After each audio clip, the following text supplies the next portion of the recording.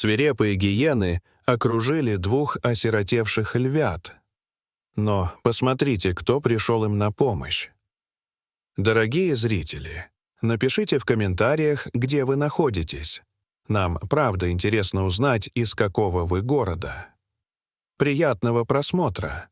Полуденное солнце разлилось по бескрайним просторам африканской саванны, окрашивая травы в золотой цвет и создавая ощущение бесконечного света и тепла. Элина, фотограф, посвятившая жизнь съемке дикой природы, приехала сюда, чтобы поймать настоящие подлинные моменты мира животных, не постановочные, не созданные руками человека, а живые и искренние. Ее спутником был Карим, опытный рейнджер, знающий все тропы, укрытия и повадки зверей в этих местах. Они сели в пикап песочного цвета, плавно перекатываясь по кочкам, время от времени останавливаясь, когда взгляд Элины ловил что-то, что хотелось запомнить навсегда. Но вдруг издалека донесся странный звук, тихий, тревожный, в котором слышался пронзительный смех гиен. Карим, насторожившись, быстро поднял бинокль к глазам, и его лицо сразу стало серьезным. Несколько секунд он молча вглядывался вдаль, а затем тихо сказал: «Это плохо». В его голосе звучало предчувствие беды. Перед ними, среди трав, стая гиен окружила двух крошечных львят, оказавшихся в ловушке. Маленькие тела дрожали, прижавшись друг к другу, глаза блестели от страха и усталости. Элина сжала камеру, но палец не смог нажать на кнопку. Ее сердце не позволило превратить эту отчаянную сцену в кадр. Карим знал, что если позволить природе идти своим путем, то судьба детенышей решена. По правилам, рейнджеры не должны вмешиваться, чтобы сохранить естественный порядок дикой жизни. Но Карим понимал, эти малыши слишком слабы, чтобы выжить. Элина встретилась с ним взглядом, потом перевела глаза на львят, и в груди все сжалось. Она знала, что не может просто стоять и смотреть. «Мы должны помочь им», — прошептала она, и в ее тихом голосе звучала твердая решимость. Карим посмотрел на нее, увидел в ее взгляде ту самую непоколебимую уверенность, которая не нуждается в словах, глубоко вдохнул и кивнул. Он открыл багажник, достал сигнальные ракеты, сирену и защитное снаряжение. Элина схватила длинную деревянную палку для лагеря. Ее руки дрожали, но решимость не покидала ее. Перед ними открывалось огромное поле, где вот-вот должна была развернуться борьба. Не ради охоты, а ради жизни. Они двигались медленно, но уверенно, не давая гиенам шанса приблизиться. Горячий ветер пронзал равнину, наполняя воздух пылью и напряжением. Карим поднял руку и выстрелил в небо сигнальной ракетой. Громкий взрыв разорвал тишину, и красный свет расплескался по небу, заставив гиен отпрянуть. Некоторые отступили, но другие, рыча, остались на месте. Элина, не колеблясь, громко закричала и со всей силы ударила палкой по земле, создавая резкий звук, от которого вздрогнула даже трава. Вожак гиен поднял голову, глаза его блеснули красным светом, он колебался — атаковать или уйти. Карим выпустил вторую ракету низко к земле, и грохот, сопровождаемый вспышкой света, прогремел словно гром. Стая дрогнула, завыла, начала пятиться, а потом ринулась прочь в высокую траву.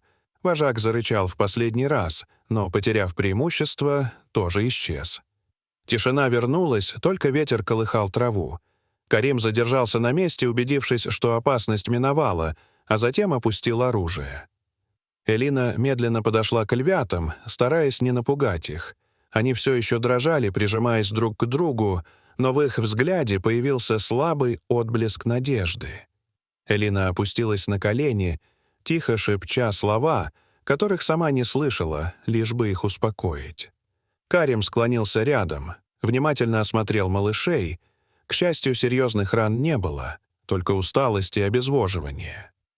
Элина достала бутылку воды, налила немного в крышку и поднесла ко рту одного из детенышей. Тот жадно слезал каждую каплю, как будто пил жизнь.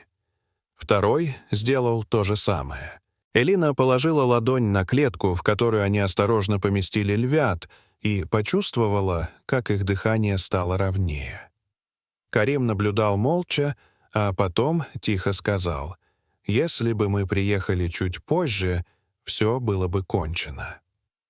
Элина не ответила, но ее глаза наполнились мягким светом. В ней была уверенность, что даже в дикой природе есть место любви. Прошло несколько минут, львята начали двигаться активнее, поднимая головы, глядя наружу, будто чувствуя, что скоро вернутся домой. Карим завел машину, и пикап медленно поехал по равнине, туда, где часто видели следы львов. Колеса шуршали по траве, наполняя воздух ритмичным звуком, успокаивающим обоих. Лина время от времени оборачивалась, следя за клеткой, опасаясь, что малыши ослабеют снова, но они лежали рядом, глаза их были широко раскрыты, в них отражалось ожидание. Дорога тянулась через жаркие километры, пока вдали, под тенью старой акации, не показалась львиная стая, мирно отдыхавшая после охоты.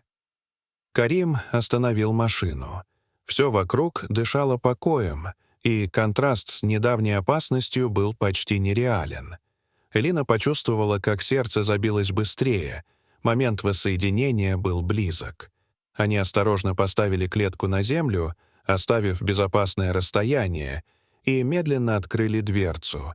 Затем вернулись в машину, чтобы наблюдать издалека. Два львенка выбежали наружу, издавая тихие, хриплые, но полные жизни крики. В прайде поднялась львица, насторожилась, вслушалась и через мгновение рванулась вперед. Она мчалась прямо к ним. Ее глаза сверкали узнаванием. Подбежав, она наклонилась, облизала каждого, прижала к себе, словно боялась снова потерять. Малыши прижались к ее груди, дрожа от облегчения, издавая слабые звуки радости. Остальные львы поднялись, подошли ближе, окружили их, создавая живое кольцо защиты. Элина положила камеру рядом. Есть мгновения, которые нельзя просто снять, их нужно прожить. Карим посмотрел на нее и тихо сказал: «Сегодня мы сделали не то, что должны, а то, что правильно».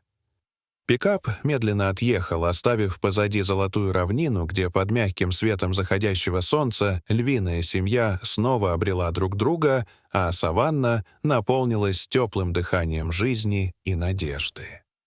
Дорогие зрители, что вы думаете об этой истории? Расскажите, пожалуйста, в комментариях. А если вам понравилось это видео, то ставьте лайк и подписывайтесь на наш канал. До свидания.